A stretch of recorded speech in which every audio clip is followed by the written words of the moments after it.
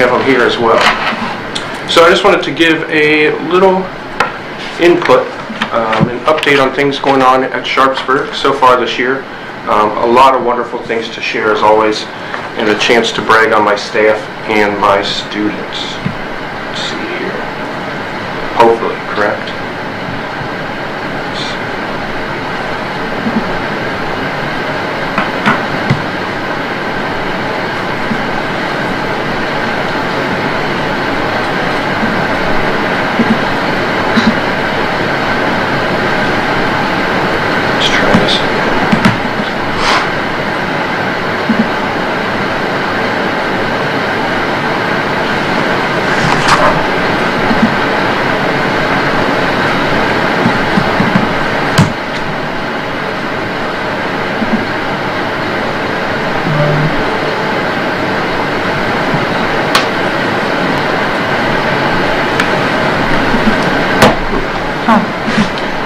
Try the other way. Oh, there we go. There we go.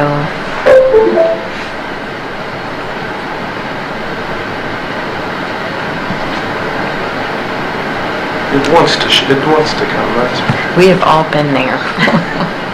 Technology.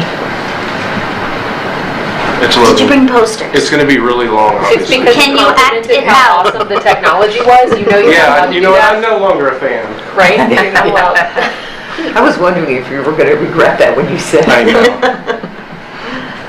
We could do it later. We just look at it small. Well, it gets a little jumbled, but let's one last try, and then I will do it the hard way. All right. There we go. Very cool. just wanted the first slide. That's right. Thanks for your patience. So it was pretty confident for me to say this. Our August was our smoothest start in my time at Sharpsburg.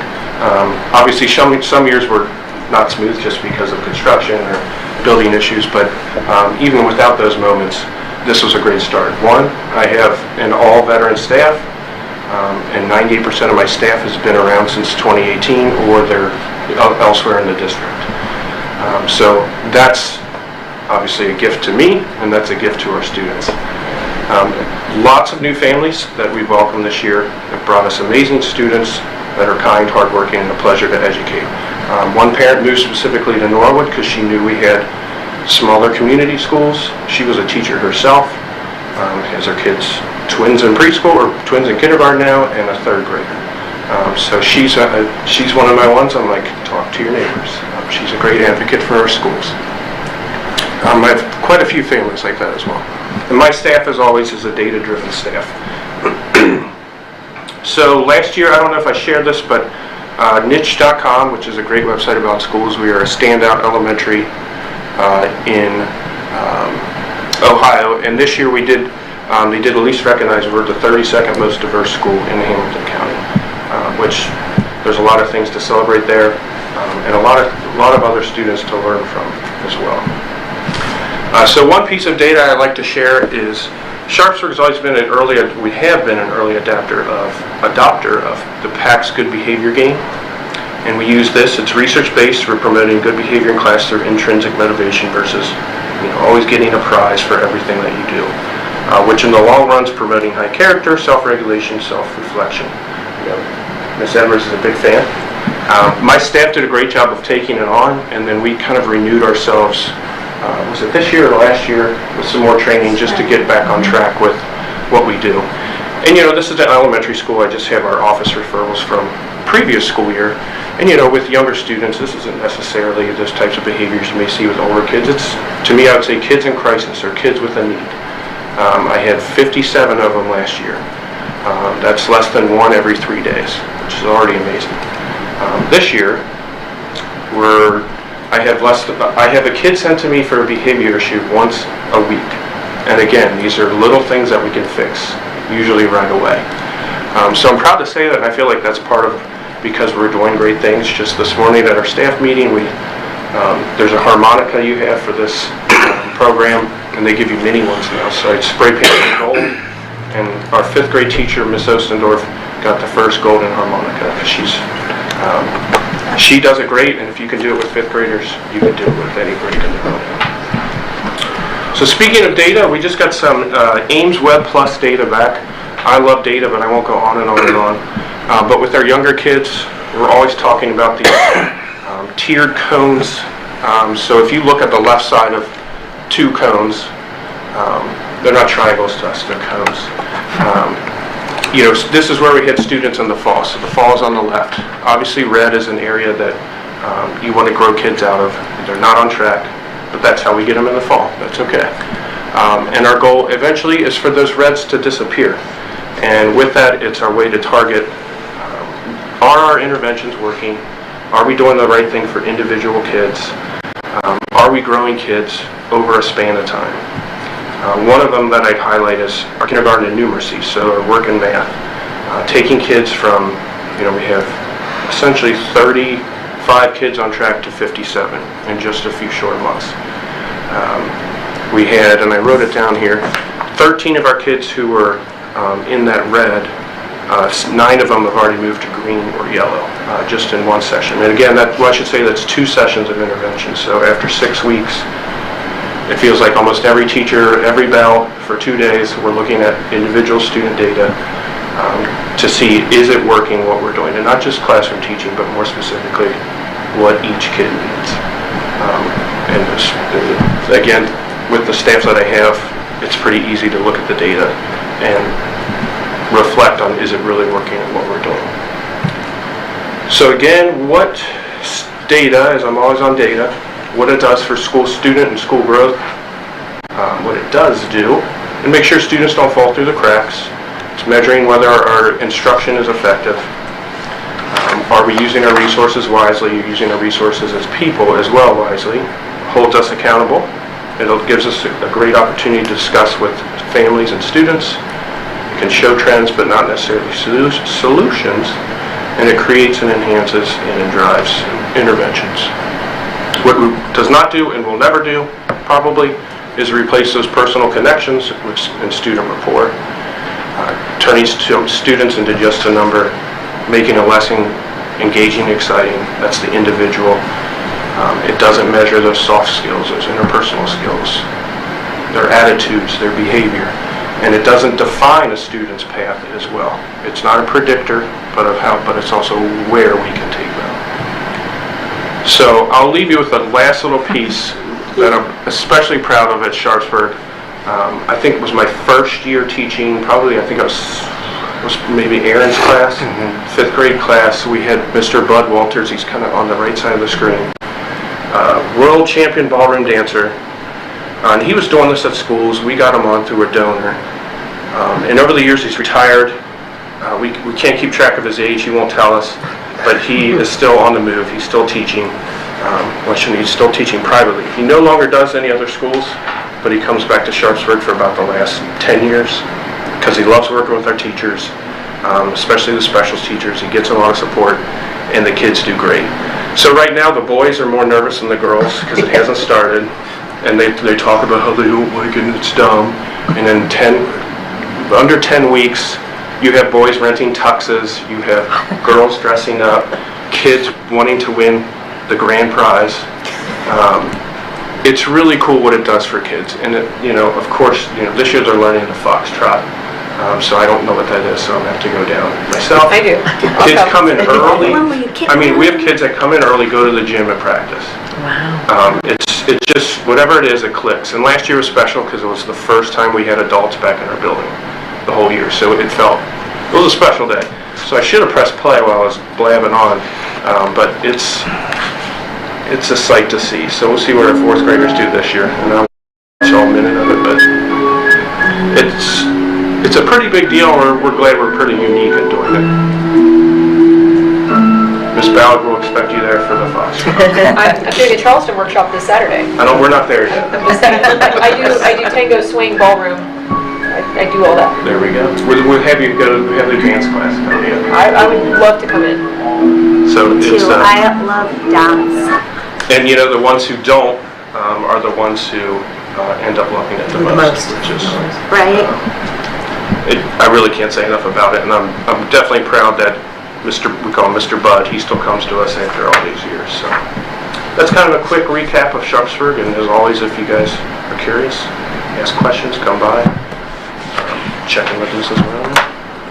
hopefully things... When is he coming back? He starts, I think he starts Monday. So is this last year's class? That's this year's 5th graders, yeah. So I told them I'd show this tonight, so they were real happy about that. Any other What time questions should we for stop by? Principal Westendorf? Yeah, what time? Email me, I'll Okay. That'd be great. I just ordered new dance shoes too. Early afternoon, I know that. Any other questions? I'll be your partner. Okay. Thank you, Mr. Westendorf, for Glad. coming in. I appreciate it. All right, number 5, personnel. I'll turn the floor over to Superintendent Ronan. Thank you, Madam President. 4.01 is employment, and we would like to welcome Brett Batchelder. He's a new educational aide at the middle school, but I understand he is already familiar with our students from Avenues for Success. So number 2, supplementals for Mr. Lee and Jazz Band, and also our tennis boys varsity coach. Then under number 3, these are additional coaching positions. Obviously, we are getting ready for spring sports with varsity basketball, baseball, softball, and also there's several supplementals for Avenues for Success for additional club advisors, and also we are having a spring musical, so we are including those individuals for supplemental contracts. So it's fairly light right now because it's the middle of the year, so thank you, and that concludes my report. Thank you, Superintendent Ronan. All right, moving on to number 5. This is the Education Committee, and I'll turn the floor over to Ms. Ballard. Thank you, Madam President. We have 3 items that will be up for vote. First is Sharpsburg Elementary, 4th and 5th grade are going to Green Acres. Second is Norwood View 2nd grade, also going to Green Acres. And third is our Winter Guard. They have a competition coming up in Owenton, Kentucky, and Alexandria, Kentucky, Union, Kentucky, and Winchester, Kentucky. So we wish them a wonderful competition season. And that concludes my report. Number 6, Policy Committee. So next week we will be voting on our second reading for the interdistrict open enrollment, which was policy JECBB. And then tonight we have the first reading for 2 new policies, and I will turn the floor over to Mrs. Chesney. Thank you, Madam President. We have 2 new policies this evening. The first one is a required policy, policy JFE, student pregnancy and related conditions policy. The changes that you'll see in this policy are reflected on guidance document based on the rights and protection under the law, and they also better reflect the federal rules which are written to ensure educational programs for any students that this policy might affect. This is a policy we've had before. It is a required policy, and these are just some updates as required. The second policy is policy KKA, and it is the recruiters in the schools policy. This is a policy that once they opened up, they recognized some language needed to be updated to more clearly match Ohio law. So they did that, and you'll see some parts of that were changed. But the biggest change in this particular policy is that at the secondary level, it allows that when we have a military recruiter, that we will share school email addresses and telephone listings for students with that military recruiter. Now, FERPA requires that we notify parents about that kind of when a recruiter comes to school, and we ask them if we have their permission to share their directory information. And so we do that through final forms each year, so we'll continue to do that process, and a parent is able to sign off that they would prefer that a recruiter doesn't speak to their child. So that's still a parent's right, but it is required that we make the changes in this policy based on the federal funding that we receive. So we will make the change and still always allow parents to opt in or opt out of this opportunity. So those are our 2 policies this month, and they'll be their first reading. Thank you. Number 7 on the agenda, Building and Grounds Committee, and I'll turn the floor over to Mrs. Veronica. Madam President? Yes. I would like to go back. We've been getting a lot of questions about that policy. I know that the reading is there for the public, but I would just like to reread the list of eligible members, because we got a lot of questions about who might be included in that. Okay. And since we were getting that question, we did think it might be a good idea to just reread that one section. Okay. Would you like to read it? I'd be happy to read it. Go right ahead. There's a lot to this, but this is basically the breakdown of who would be eligible. Admission and assignments to open enrollment seats shall be made available after the assignment of all Norwood City School District resident students. Open enrollment applications shall be on a first-come, first-served basis based on the date and time of receipt of that application. Within these categories, provided that the student meets qualifications, with an assurance that the following order of placement will be followed. Children of Norwood City School District employees, current or former Norwood City School District students who have moved out of the district, open enrollment students who completed their previous school year with us as an open enrolled student, I should say. Students who are members of the same family unit living at the same address. So if you have a sibling that is younger and a student's already been approved as open enrollment, that would give your younger sibling an opportunity to come here and not have to separate that family unit. Children of Norwood City and Norwood Company employees, and new open enrollment applicants. There will be district capacity limits by grade level, school building, and educational programs that will be determined. Resident students and previously enrolled district students have preference over first-time applicants. So, let's see here. No requirements of academic, athletic, artistic, or any other skill or proficiency. So that means we're not going to be hunting for the top athlete or trying to recruit students away specifically. We are not limiting the admission of students with disabilities unless service requirements of an IEP are not available in this district. If it is not something that we can service that student for, then we would want to make sure we are finding the right match for that student's needs. No requirements that the student be proficient in the English language. We embrace our ESL learners here, and we would be happy to have more students to improve our diversity. There will be no rejection of any applying student because the student has been subject to disciplinary proceedings, except an applicant who has been suspended or expelled by another district for 10 consecutive days or more in the term for which admission is sought, or in the term immediately preceding the term for which admission is sought. And procedures to ensure maintenance of an appropriate racial balance of the district school, meaning that no building's racial composition varies significantly from the overall composition of the current school district, and applications must be submitted for renewal each school year within the specified timeline. So I just wanted to reread those into the record for application standards so that folks are aware of them. Thank you. Thank you, Madam President. I'll add that the hierarchy was something that was produced by our school district, but a lot of these other policies are set by the state. We did not get to choose. That was a big question too. What control did we have over it, and what control did we not? And the state does set a lot of rules. Although it doesn't say in here, but I thought a funny one that the state sets is that we have to allow any kid from anywhere in Ohio, which kind of made me giggle because I was like, yeah, sure, if somebody wants to drive down from Cleveland every day to bring their kid, more power to them. But I had to then laugh at myself because I was that kid. When I was in 7th grade, my sister and I and 3 other kids in my town drove an hour into Cincinnati to go to SCPA and an hour home. I mean, we didn't live as far as Cleveland, but it was 2-hour commute. Well, we also have people that so- come in seasonally for P&G jobs. So considering what if we have a family and maybe they would like to come here, and we have one person that lives in our district and maybe their main address is out of state. So now just to keep them together, it'd be easier to send them to Norwood. I've met a family like that Right. who was temporarily housed in Norwood. Right. So sometimes We do have P&G housing in Norwood. Yeah, sometimes And those UC types of temporary. situations would be called for, and it's going to be unique. And like it said, it's going to be based on the availability of the grade level. If we only have 3 spots in that grade, then we only are going to be taking 3 students. So we don't have to worry about 500 students suddenly knocking on our door. I don't think that's going to be the issue here.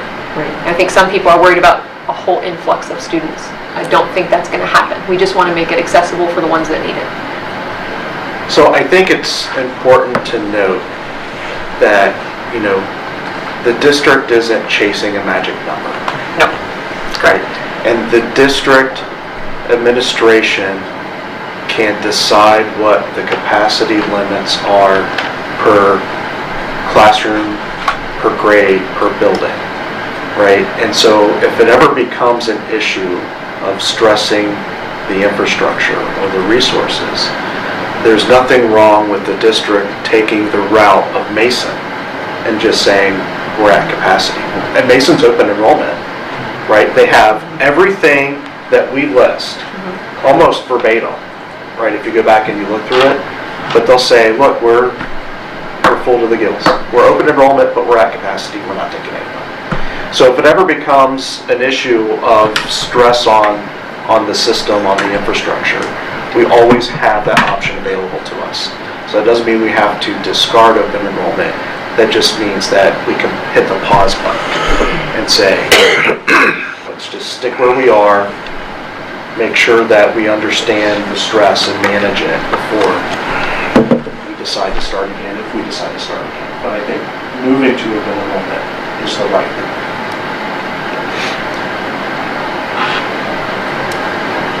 Thank you for letting that take place. I just know we had questions, and I wanted to make sure it was mentioned in tonight's meeting. Well, I recall when we discussed this last month in here, there was some discussion around the order of placement. And again, like you said, I don't think it's going to be 500 people coming in, in February. So, but we will be able to revisit this as needed too, and we'll have a better feel for things, once we get going with it. So that can always change. One of the striking things I learned in the presentation that we had last month was that we lose historically about 50 kids every January. And I was shocked by that number, and that was one of the reasons that this is really important to have. And then I saw just in my own Facebook feed, just friends, people that I am friends with, 5 of our children moved over break, and 3 of them I'm not sure where they moved, so I don't know if they could stay in our district. 2 of them moved, which is one family, moved to Claremont County, so that's too far. I mean, or unless their mother would want to drive them, but she doesn't drive, so that one we wouldn't be able to say. The other one, I'm not sure, but this is who that's for. If you have to move out of Norwood and you have to move right to the edge, which is a very, very common occurrence, you can stay at Norwood. And that's the biggest deal for me. Yeah, I did end up moving as a kid partway through a school year, and it was weird and uncomfortable, and you already had your friend groups, and you'd basically start over. So pulling a kid out mid-year, always a rough decision, regardless of need. So if you can ground one thing for that kid's life, even if you're upending everything else, I'd like it to be their education. All right, so we will have the second reading and vote on that next week. And we will move on to number 7, Building and Grounds. Mrs. Rarica. Pick it back over there. Okay, we have a few requests for our building and grounds. Oops, I just clicked on policies. Yeah, facilities. Oh, my computer was just a little slow in catching up with me. Okay, so we have Sharpsburg Elementary being requested by the Hamilton County Board of Elections for various election dates in 2023 and 24. And we have the Norwood Knothole requesting Shea Stadium for their opening day celebrations on April 1st. It was about that time, isn't it? I know. All right, number 8, this is Finance, and I'll turn the floor over to Mrs. Campos. Thank you, Madam President. My CFO report, change order listings, and finance reports are attached for your review. 8.02 is the appropriation resolution, our budget for the year. 8.03 Norwood football uniforms. Because of the new uniform color mandates, we must order new uniforms. The cost of football uniforms is the largest of all athletic uniform replacements. So I would recommend that the board adjust our typical cost breakdown. Our typical is 1/3 district paid, 1/3 booster paid, and 1/3 student fundraiser driven payment. I would suggest the district pay 1/2 and then the other half is split in our typical breakdown. Because of the time demands due to the mandate, this will make it easier for the students to fundraise and for the boosters to plan their future donations to the district. Also, we will have band uniform replacements coming up soon, and they are more expensive than football, but they do last longer. So I would suggest a similar arrangement for their uniforms if that is acceptable to the board with the 1/2 payment. 8.04, the Centerpoint Elevator Project is coming to a close. Attached are the documents to make the final payment and to release the lien and surety bond commitments. And along that same line, View will be closed probably in the next month or two. We had an outstanding punch list item in the cafeteria that Mr. Peter's been working on to get fixed. That is fixed, and so we're just going through paperwork to get that done. And then I hope to have this building finished and brought to you for final payment soon also. So we're getting towards the end, dare I say. That is all I have for finance.